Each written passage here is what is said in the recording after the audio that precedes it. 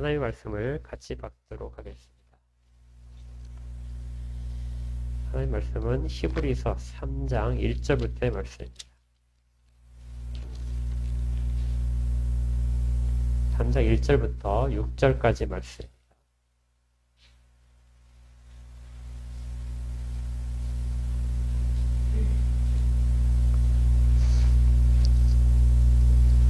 잘못 인쇄가 되어 있는데 주보에 3장 1절부터 6절입니다. 우리 같이 한 목소리로 읽겠습니다. 1절부터 시작.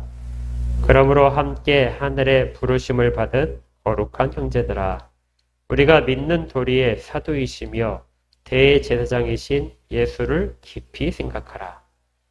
그는 자기를 세우신 이에게 신실하시기를 모세가 하나님의 온 집에서 한 것과 같이 하셨으니 그는 모세보다 더욱 영광을 받을 만한 것이 마치 집 지은 자가 그 집보다 더욱 존귀함 같으니라. 집마다 지은 이가 있으니 만물을 지으신 이는 하나님이시라.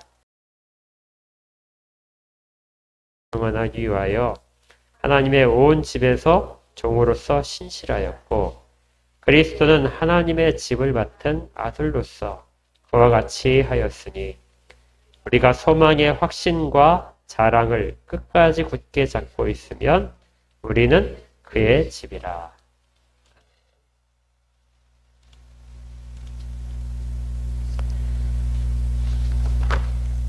우리가 지금 히브리서를 보고 있는데요. 히브리서에서 지난주에 대제사장 예수 그리스도에 대해서 이야기했습니다. 오늘은 이제 사도 예수라는 제목으로 말씀을 증거할 것입니다. 이 3장 1절부터 보게 되면요. 이 말씀을 받는 모든 자들을 호칭하는 이 호칭이 나옵니다. 3장 1절을 같이 한번 다시 한번 읽어보겠습니다. 시작. 그러므로 함께 하늘의 부르심을 받은 거룩한 형제들아. 여기까지. 이 말씀을 받는 자들에게 대해서 히브리서 기자가 이 호칭을 부르는 것이 하늘의 부르심을 받아서 거룩하게 된 자들아. 이렇게 말을 합니다. 여기서의 핵심은 하늘의 부르심이 있습니다. 하늘의 부르심을 입었다는 뜻이 무엇일까요? 사실 우리의 정체성은, 그리스도인이라는 정체성은 우리가 어떤 노력이거나 우리가 어떤 함으로써 그리스도인이 되는 것이 아니라 하늘의 부르심을 통하여서만 그리스도인이 될 수 있습니다. 그러니까 은혜가 하늘로부터 임하고 그 은혜의 부르심을 입은 자들이 그 하늘로부터 임한 빛에 끌려서 움직이는 것이 신앙이라고 하는 것이죠. 그래서 어떤 사람도 이 땅에서 하늘나라를 소망하게 됩니다. 그 동물의 왕국이나 이런 것들을 보시면 거북이가 좀 나오거든요. 거북이는 바다에 살죠. 그런데 알은 육지에 납니다. 육지에 올라와서 알을 낳게 됩니다. 이제 적당한 온도가 되고 시간이 지나면 알에서 새끼 거북이가 깨어나는데요. 그렇게 깨어난 거북이들은 본능적으로 물을 찾아서 움직이게 됩니다. 물을 찾아서 가지 못하면 모두 다 죽게 돼요. 이 하늘의 부르심을 받았다. 그래서 그 부르심을 받은 자들이 중생한 자들인데 그 중생한 자들은 결과적으로 본능적으로 새로운 본능에 따라서 물에 해당한 하늘나라에 속한 것들을 찾아가게 됩니다. 가지 못하도록 방해하는 세력들이 있겠지만 가지 못하면 새 생명이 자라지 못하고 죽게 됩니다. 그래서 하늘의 부르심을 받는 자들은 하늘의 것을 쫓아가게 되죠. 그런데 만약에 이분은 하늘의 부르심을 받았다 이렇게 이야기하면서 이 땅의 것들을 쫓아간다면 거북이가 알에서 태어나서 바다 물을 들어가야 되는데 거꾸로 산을 향해서 가고 육지에서 그곳이 좋아서 헤매고 있다면 그는 그곳에서 살 수 없는 존재고 바다에 속한 존재가 아닙니다. 그의 끝은 말로 살다가 죽는 것이겠죠. 그러니 예수를 찾는다. 예수는 하늘에 속한 모든 것들을 우리에게 주시는 분이고 우리를 하늘로 인도하시는 분입니다. 그러니 예수를 쫓지 않는다면 어떻게 하늘의 부르심을 받은 삶이 지속될 수 있을까요? 그래서 이 3장 1절에 하늘의 부르심을 받은 자들아 너희들 모두 다 거룩하게 구별된 자들이다. 그들은 마땅히 무엇을 해야 된다고요? 예수를 깊이 생각해야 됩니다. 이 깊이 생각한다는 것은 항상 생각하라는 것이 아니에요. 우리가 어떤 일들마다 입속에서 자연스럽게 주여 하고 기도도 많이 하는데요. 지금 이 표현 자체는 예수를 어떻게 생각하라고? 항상 생각하는 것이 아니라 깊이 생각하라 이것입니다. 그러니까 우리의 일생 가운데서 예수에 대해서 정말 아주 깊은 곳까지 내려가서 우리의 가장 영혼의 깊은 데까지 내려가서 예수를 생각해야 될 때가 있다. 그것이 없다면 우리의 신앙은 오늘 우리가 다룰 주제의 충성과 멀어지게 됩니다. 많은 시간을 들여서 봉사하고 교회 생활을 오래 하고 신앙을 유지한다고 해서 그것이 충성과는 거리가 멀듯이 깊이 예수를 생각하지 않으면 예수로부터 전해진 모든 믿음의 도리들이 우리 가운데 자리를 잡지 못하게 되는 것이죠.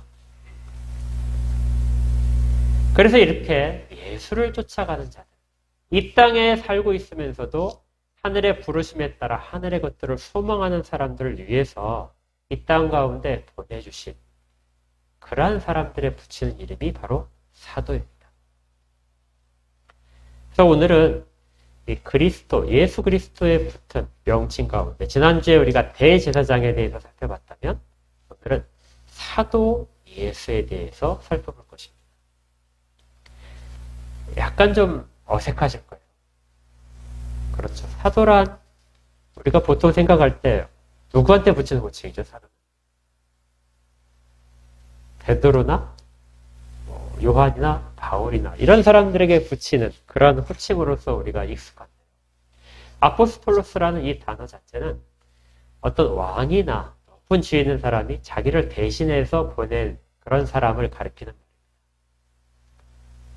그러니까 대사, 대사관이 있듯이 대사라는 말도 허용되고 사도다 이런 말도 보내심을 받은 자에 있습니다.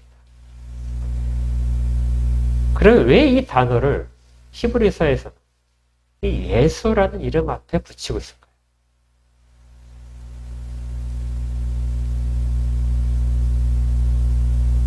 이 다른 성경에서는 절대로 이렇게 붙이지 않습니다. 오직 이 3장 1절에만, 히브리서 3장 1절에서만 예수님 앞에, 우리 주님 앞에 사도라는 이름을 붙이고 있어요, 호칭을. 그래서 우리는 이 히브리서에 기록된 사도라는 의미가 그러면 과연 우리가 다른 신약에서 볼 수 있는 그런 사도라는 의미와 같은 것인가 하는 부분에 대해서 좀 더 깊게 살펴볼 필요가 있습니다. 같은 의미도 있지만 좀 구별되는 의미도 있어요. 어떻게 구별되냐면 이 사도로서의 예수를 이야기하기 위해서 이 히브리서에서 2절에 기록된 것처럼 구약에 있어서 모세라는 사람을 소개시켜줍니다. 모세가 사도로서 구약에 있어서의 가장 모범되는 자다. 모세가 어떤 일을 했는지를 우리가 살펴봐야 되겠죠. 이 모세는 정말 특별한 인물입니다. 그와 같은 인물이 과연 사람 중에 다시 있을까?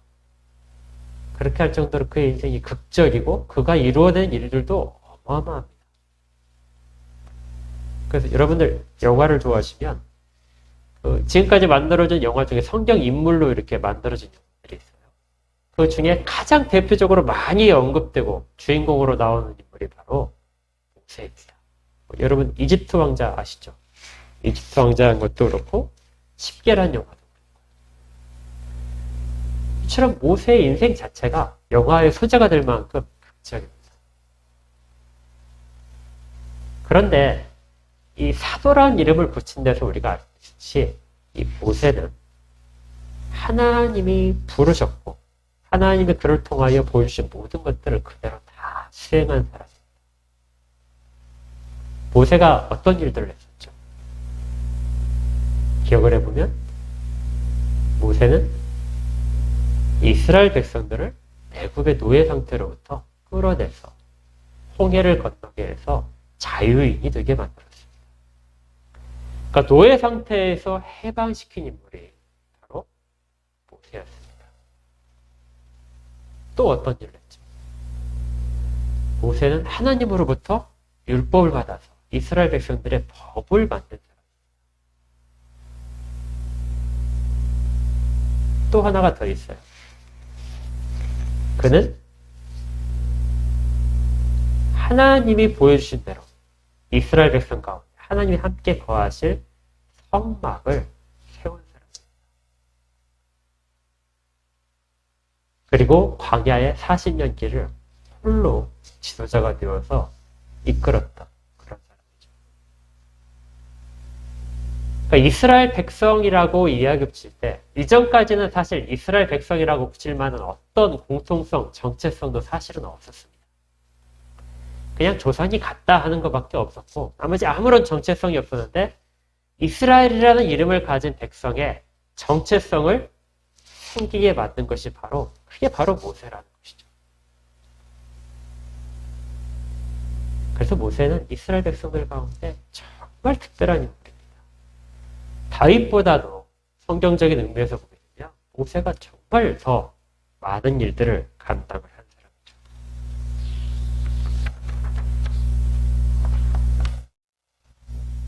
여기에 비해서 어떤 다른 사람도 모세에게 붙인 이 사도라는 이름, 하나님이 보여주신 대로 그 모든 것들을 수행한 사람, 여기에 대한 이름을 붙일 만한 사람이 사실은 아무도 없는 것이죠. 다른 사람들은 이미 세워져 있는 속에서 일부분을 감당하고 있었을 뿐입니다. 그래서 지금도 누군가가 내가 사도다 하고 이야기한다면 얼마나 그가 사도의 직분에 붙어있는 그 역할들을 모르는 사람인지를 스스로 증명해내는 것입니다.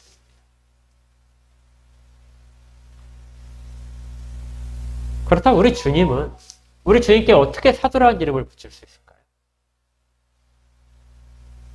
이 모세와 비교를 하는 이 주님의 하신 일들을 보게 되면 모세에게 사도라는 이름을 붙였다면 주님에게도 사도라는 이름을 당연히 붙일 수 있게 만듭니다. 주님은 하나님이 부르신 자들을 그들의 노예된 상태, 여기서의 노예는 애굽이 아니라 죄의 노예, 사망에 매여있는 상태에서 그들을 끌어내서 생명으로 그리고 거룩함으로 끌어내신 그런 분입니다. 모세가 율법을 하나님으로부터 받아서 전했다면 우리 주님, 주 예수께서는 새로운 율법을 주셨습니다. 새 계명을 너에게 준다. 이전의 계명이 잘못된 것이 아니라 이전의 계명을 완성시키시고 그것들을 성취하셨기 때문에 이스라엘 백성에게는 새로운 율법을 받게 되는 것이죠. 사실 법이라는 것이 성격이 좀 묘하더라고요. 법은 처음에 만들어질 때는 어떤 특별한 목적을 가지고 만듭니다. 그 법을 통해서 무엇인가를 이루어내려고 하죠. 그래서 처음에 그 법이 제정될 때는 그 목적을 누구나가 다 알고 있고 그 법은 그 목적에 따라서 바르게 집행될 수 있습니다. 법은 수단일 뿐이죠. 그런데 시간이 지나면 그 목적이 사라지게 됩니다. 그리고 남아있는 것은 법 조항만 남게 돼요. 그 법 조항이 바로 잘 지켜야 되는 목적이 스스로 돼갑니다. 그러니까 법을 잘 지키기 위해서 법이 집행되는 것이죠. 목적을 이루기 위해서 법이 집행되는 것이 아니라 법을 지키기 위해서 법이 집행되는 그런 수단이 목적이 되어버리는 그런 상황까지 법이 가게 됩니다.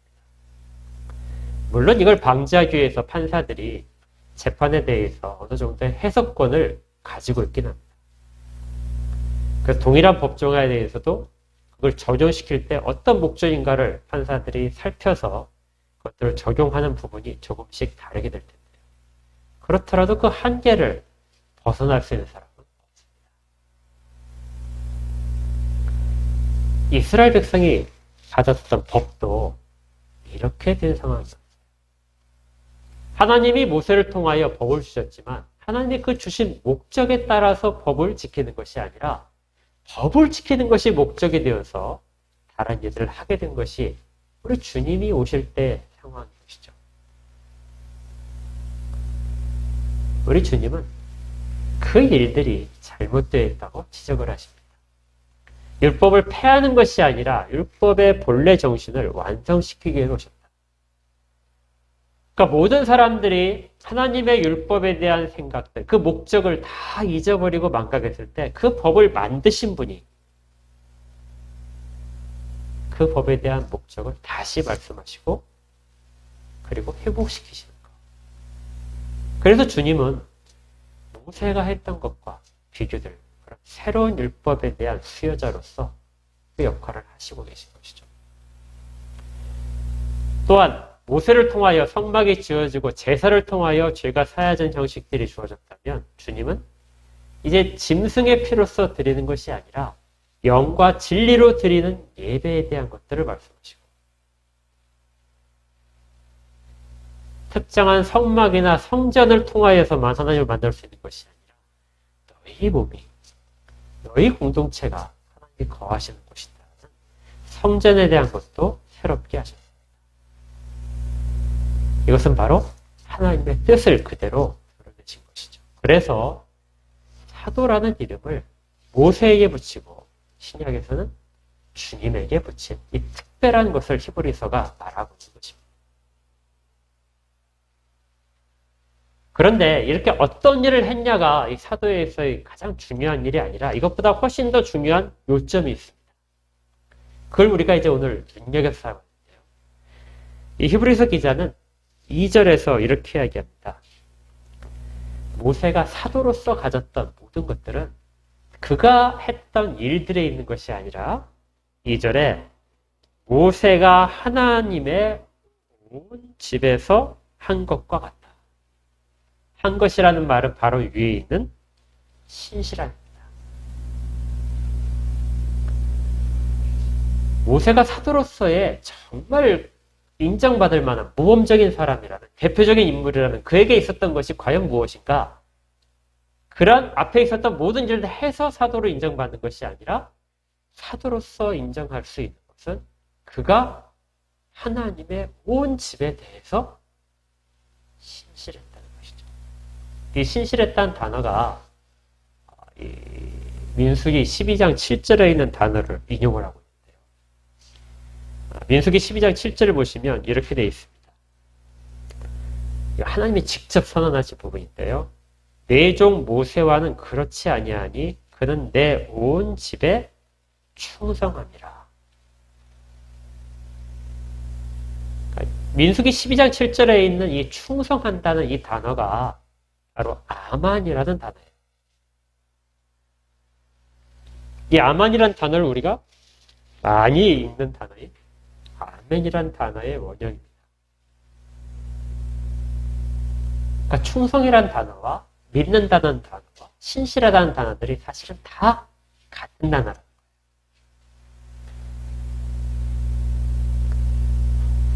그러니까 모세는 하나님의 온 집안에서 이스라엘 공동체를 말하겠죠. 하나님의 부르심을 받은, 하늘의 부르심을 받은 그 공동체에서, 그 공동체 안에서 충성을 다했다. 사실 모세가 이 광야 생활 40년을 이끌었던 그 상황을 보게 되면 정말 대단한 것입니다. 모세가 40년을 이끌 때 굉장히 쉬웠을까요? 그에게 물론 능력이 있었겠지만 그 능력을 가지고 그 모든 사람들을 이끌어가는 것은 그렇게 넉넉하지 않았을 것입니다. 우리가 출애굽기나 다른 민수기나 이런 것들을 보게 되면 얼마나 백성들이 모세를 원망하는 장면이 많이 있을까요? 당장 무엇을 내놔라. 이렇게 하는 요구들이 얼마나 잦았습니까? 그리고 틈만 나면 주변에 이방 민족의 풍습을 따라서 음란에 빠지고 우상숭배에 빠지는 그런 일들이 얼마나 많아요. 또 율법을 주었지만 율법을 지키지 않아서 얼마나 많은 사람들이 큰 피해를 받고 또 용기가 없어서 그 짧은 길을 가야 될 짧은 길을 40년이나 방황하게 되고 그것들을 하염없이 움직여야 되는 그런 일들에 대해서 그리고 마지막에 그 모든 일을 잘 감당했지만 가나안 땅에 정작 들어가지 못한 이러한 모세의 40년을 보게 되면 그도 하나님을 떠나고 싶을 때가 있었을 것 같아요. 하나님을 원망하고 싶을 때가 있었겠죠.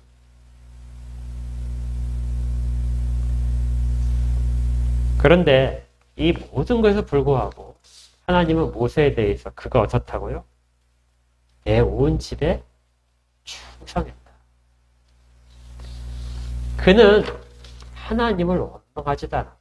이스라엘 백성들 가운데 이스라엘 백성들에 대한 원망과 그들을 저버리고 싶은 마음들을 갖고 있지 않았다는 것입니다. 이런 것들을 잘 보여주는 것이 출애굽기 32장에 나옵니다. 출애굽기 32장 32절에 이런 구절이 있습니다. 그런 구절입니다. 제가 읽어드릴게요. 그러나 이제 그들의 죄를 사하시옵소서. 그렇지 아니하시오면 원하건대 주께서 기록하신 책에서 내 이름을 지워버려 주옵소서.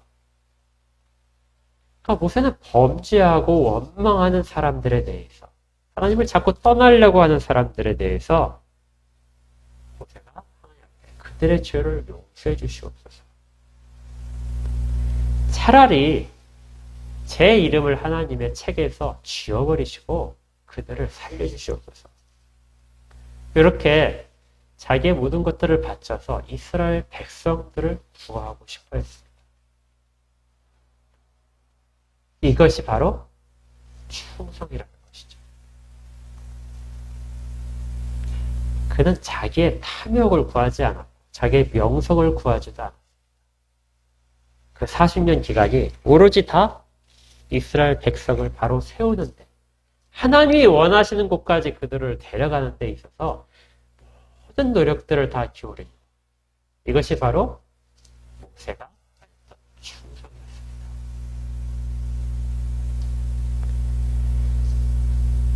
그리고 이 충성을 이제 다시 누구에게 이야기를 하냐면 우리 주님에 대해서 이야기합니다. 2절에 앞에 뭐라고 되어 있죠? 그는 자기를 세우신 이에게 신실했다. 이 신실했단 말은 구약의 아만이라는 단어가 이제 신약에 오게 되면 피스토스라는 단어로 바뀌는데요. 믿는다 하는 뜻입니다. 똑같은 뜻이에요. 그래서 이 성경을 우리 성경 말고 다른 번역에서는 충성이라는 단어로 바꿨습니다. 자기를 세우신이라는 것은 예수 그리스도를 이 땅에 보내신 그 사명을 주고 보내신 하나님 아버지에 대해서 어떻게 충성했다. 그러니까 계속해서 지금 히브리서가 이 부분에서 이야기하고 있는 것은 성육신에 관한 것인데요. 성육신을 통해서 대제사장의 직분을 수행도 하기도 했지만 사도로서의 직분을 수행했는데 그 모든 것들에 나타난 가장 중요한 특성은 바로 끊임없는 충성. 한결같은 충성이라는 것입니다.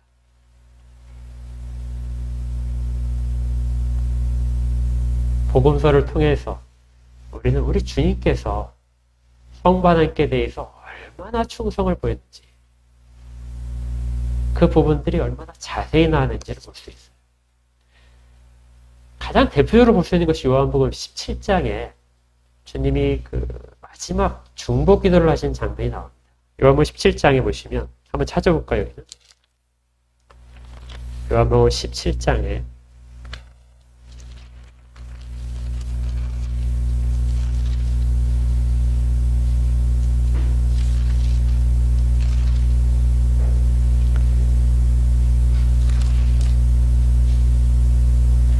1절부터 기도에 대한 이야기가 나옵니다. 제가 언제 말씀드렸듯이 이 17장은 자주 읽어보시면 헌신하게 유익이 됩니다. 6절을 보십시오.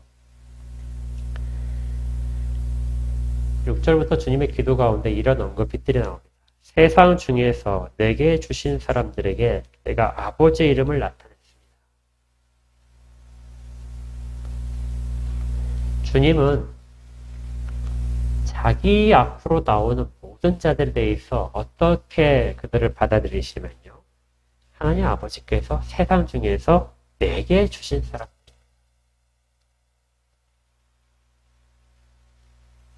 그리고 그들을 뭐라고 부르시냐면요. 그들은 아버지의 것이었는데 내게 주셨습니다. 그래서 그들은 아버지의 말씀을 지키게 되었습니다. 이렇게 말하는 것이죠.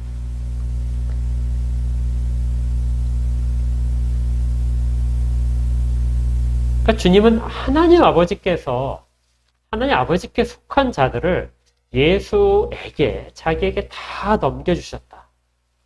맡기셨다 하는 것이고요. 그 맡기신 자들에게 지금까지 신실하게 돌보셨고, 그리고 지금 마지막 순간에 이 땅의 사역을 마치기 전에 마지막 순간을 맞이하면서도 내가 그들에 대해서 정말 하나님께서 주신 것이라고 알고 그들을 계속해서 붙잡고 있었습니다 하고 이야기를 하는 것입니다. 9절에서도 이렇게 됩니다. 내가 그들을 위하여 비옵나니 내가 비옵는 것은 세상을 위함이 아니요 내게 주신 자들을 위함입니다. 그들은 아버지의 것입니다.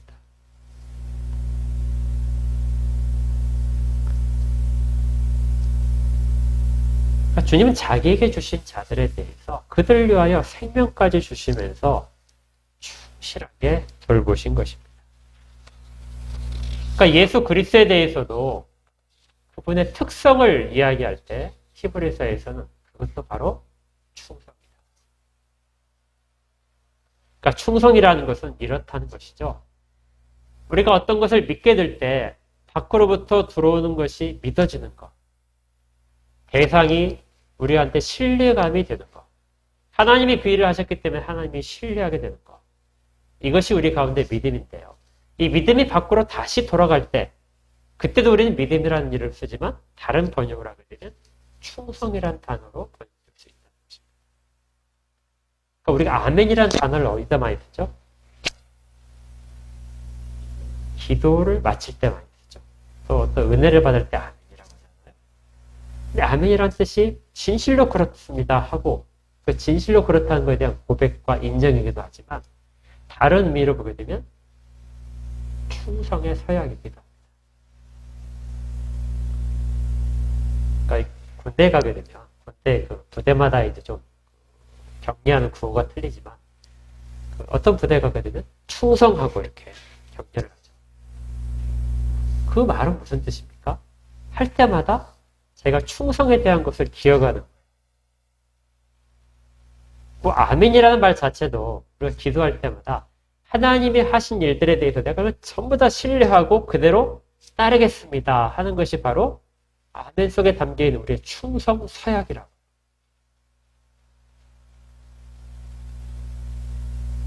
그러니까 설교 말씀 중에 정말 자식이 잘 될 것입니다. 여기에 대해서 아멘 하는 것은 욕심으로 받는 그 간절한 소망도 있겠지만 충성에 대한 서약이 아닙니다.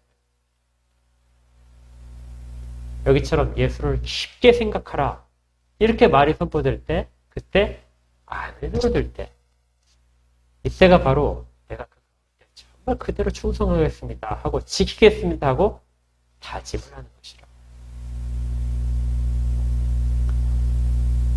이것이 바로 모세를 통해서 모세가 이스라엘 백성들 앞에서 그들을 섬길 때의 자세기도 했고 주님이 하나님이 주신 자들에 대해서 했던 모습이기도 합니다. 그런데 아주 좀 사소하게 보이고 미세하게 보이겠지만 모세가 한 충성과 예수 그리스도에 한 충성이 동일하게 언급되지 않아요. 2절을 다시 한번 볼까요? 2절에 보니까 이렇게 되어 있습니다. 그는 자기를 세우신 이에게 신실하시기를 모세가 하나님의 온 집에 산 것과 같이 하셨다. 모세는 어디에 충성을 했다고요? 하나님의 온 집에 대해서 충실했다. 그런데 우리 주님에 대해서도 하나님의 온 백성에 대해서 충실하다 이렇게 하지 않고 어떻게 했어요? 자기를 세우신 이에게 신실했다. 이게 무슨 차이가 보입니까?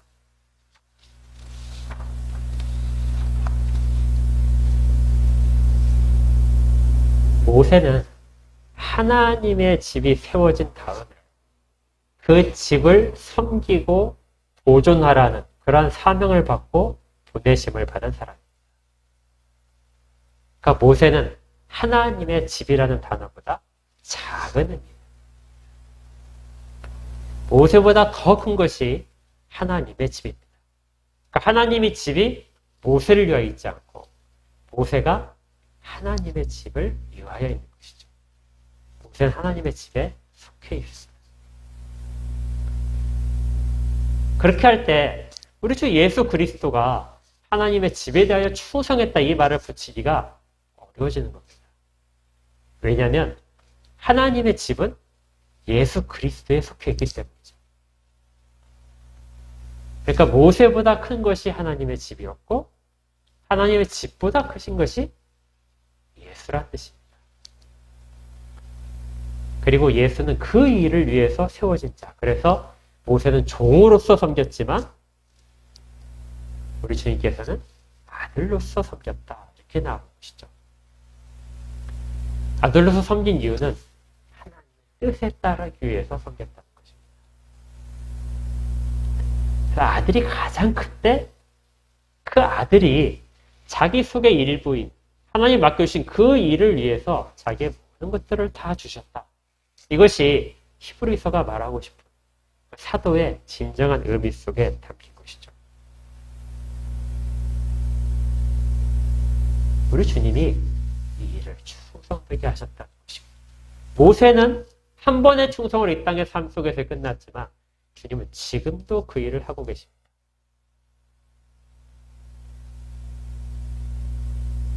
그래서 이것을 그대로 믿고 붙잡고 있는 사람. 내가 주님 안에 속해 있다. 그리고 주님은 지금도 신실하게 하나님의 뜻에 따라서 나를 다스리고 계신다.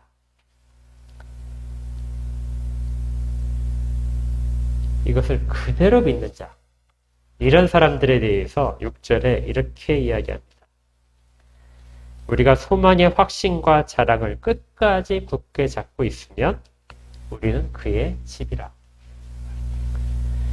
우리 그런 얘기 많이 하잖아요. 우리가 구원받은 걸 어떻게 우리가 알 수 있습니까? 구원은 어디서부터 온다고요? 하늘로부터 옵니다. 하늘의 부르심으로부터 시작되죠. 그러면 우리의 현재의 모습이 하늘의 부르심에 속해 있는지를 살펴볼 때 그때 우리는 부르심을 받은 것에 대한 확신을 갖게 됩니다. 처음에 말씀드렸지만 거북이가 바다를 향해서 움직이지 않아요. 본능적으로 바다가 어디인지 그 냄새를 맡고 바다 쪽으로 움직이지 못한다면 그는 바다에 있는 거북이 아니게 됩니다. 그는 육지에 사는 거북이겠죠. 하늘에 속한 자는 하늘의 것들을 찾아가게 됩니다. 근데 그 하늘에 속한 것은 우리에게 다 어떻게 주어지냐면 예수 그리스도 안에 있어서 주어진 것입니다. 그러니까 우리를 감싸고 있는 모든 것이 다 뭐예요? 예수 그리스도죠. 왜냐하면 우리는 그 속에 속해 있기 때문에.